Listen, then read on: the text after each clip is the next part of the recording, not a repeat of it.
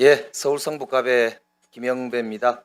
우리 행안부 장관님 오랜만에 질의 받으셨을 텐데 맞죠? 네, 그렇습니다. 예, 우리 헌법에 선거위원회로 처음에 그러니까 3.15 부정선거 이후에 4.19 혁명이 일어나고 그래서 이승만 정권이 자행했던 그 무도한 그런 불법 선거, 관권 선거 이런 거에 맞서서 국민들이 피를 흘리면서 쟁취했던 4월 4.19 혁명의 결실로 태어난 게 그 당시에 중앙선거위원회인데 맞죠? 네, 그게 20 헌법. 그렇습니다. 제 3차 개헌 때 그게 그렇게 등장을 했다가 5차 개헌 때 박정희가 쿠데타하고 나서 5차 개헌 때 1962년도인가요? 그때 선거관리위원회, 중앙선거관리위원회라는 말과 그 다음에 각급 선거관리위원회라고 하는 말이 이제 헌법에 반영이 되면서 예. 그때 이후로 지금까지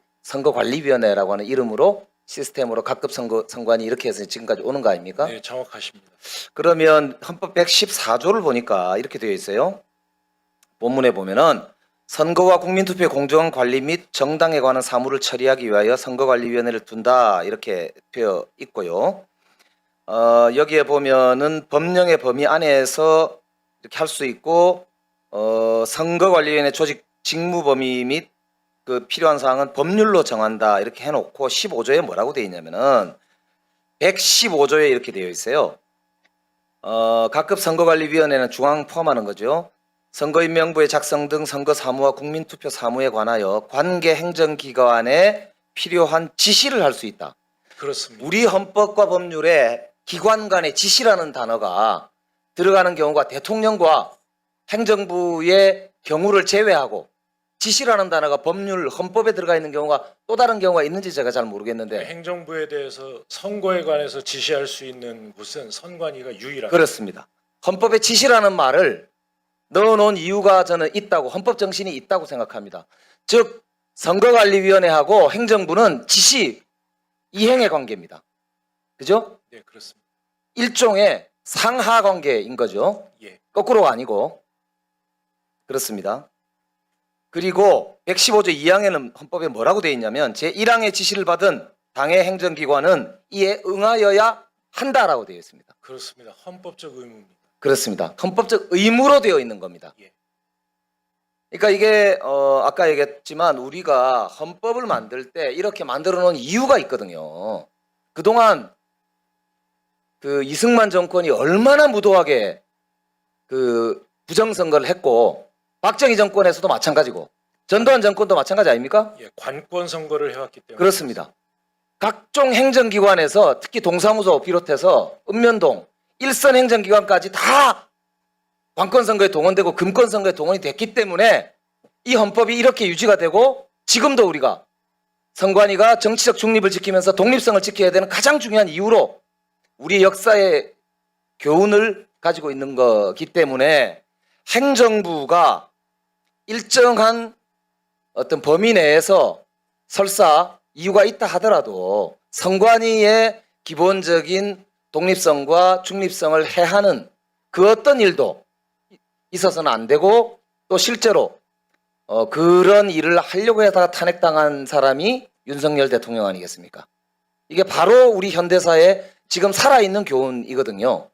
그렇기 때문에 저는 행정안전부가 물론 국민들의 참정권을 보장하기 위해서 자기 직무를 다해야 되고 부족함이 있으면 질타마다 마땅하다고 생각하지만 저는 그 범위, 헌법의 정신 범위를 벗어나는 것은 매우 위험하고 조심스럽다. 이렇게 보고 아까 행안부 장관님 답변도 그런 취지에서 말씀하신 거죠? 네, 그렇습니다. 자, 노태학 우리 위원장님 제가 한번 여쭤볼게요. 저는 우리가 대통령 기록물 관리법을 만들 때 노무현 대통령 시절입니다. 논란이 굉장히 많았거든요. 도대체 어디까지를 기록으로 남기시려고 합니까? 저도 그 당시에 청와대 행정관으로 비서관으로 5년을 근무했는데 사실 우리 내에서도 엄청나게 논란이 있었습니다. 그런데 지금 대통령 기록물과 관련해서 우리나라 이 대한민국의 투명성 그리고 대한민국의 선진성 이런 거를 정말 세계가 찬탄한다고 저는 생각하거든요. 그래서 뭐 물론 뭐 검찰이 무도하게 압수수색도 많이 하고 막 자기 마음대로 막 이렇게 뒤지고 이래가지고 문제도 뭐 일으키기도 하지만 그러나 저는 필요하다고 생각하는데 그래서 결론적으로 저는 아까 앞에 우리 동료 의원들이 많이 물어보시는 걸 보면서 선거관리 기록물법이 필요하다고 생각하는데 어떻게 생각하십니까? 예, 그걸 필요하다는 생각이 듭니다. 그래서 선거 관련해서 필요한 보존해야 될 기록들을 네, 네, 규정하고 네, 그걸 꼼꼼하게 관리할 수 있도록 법적 체계를 갖춰야 된다. 네, 네, 이렇게 생각하거든요. 네. 그 나중에 그런 부분과 관련해서도 저는 우리가 후속 조치 제가 할 건데 의견을 한번 여쭤보도록 하겠습니다. 저는 노태학 위원장님도 그렇게 생각하실 거라고 보는데 아니 내가 상근도 아닌데 왜 나한테 이렇게 많이 물어보냐. 사무총장이 나한테 보고도 안 하고 위임 전결 규정이 다 돼 있는데 그걸 나보고 다 책임지라고 하는 건 좋지만 내가 모른다고 나를 질타하는데 속으로는 굉장히 억울하겠다 이런 생각이 드실 것 같은데 어떻게 생각하세요?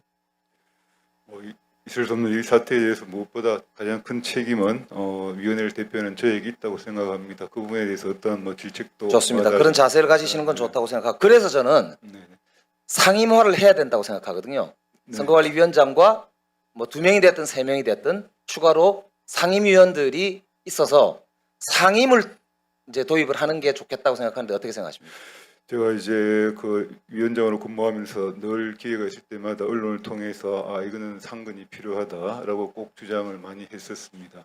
그리고 네. 상임을 할 뿐만 아니라 현재 우리 헌법을 고치지 않고도 할 수 있는 방법은 위원장님 포함해서 호선된 분들이잖아요. 다 위원장이 네, 되는 네. 분들은 그렇죠. 그러니까 임기 2년씩 해가지고 예를 들어서 3명이 위원장 포함해서 상임을 하면 2년씩 돌아가면서 위원장을 맡기로 하고 상호 호선하고 이런 방법은 어떻다고 생각하세요? 그건 현행 헌법 내에서도 가능하리라고 생각을 합니다. 그래서 네. 개헌을 안 하고도 상임화를 통해서 책임성을 제고할 방법이 있다고 저는 생각하거든요. 네, 네. 네, 네. 호선의 방법으로 이루어진다라면은 충분히 가능하리라고 생각을 합니다.